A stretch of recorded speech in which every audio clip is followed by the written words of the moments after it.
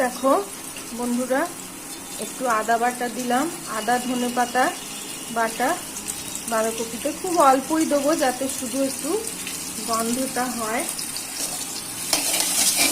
এবার ভালো করে নাড়াচাড়া করব।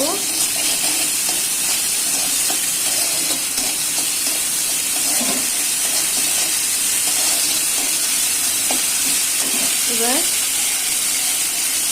একটা টমেটো একটু সেদ্ধ করে রেখেছিলাম, টমেটোটা মশলার সঙ্গে দিয়ে একটু নাড়িয়ে নেব।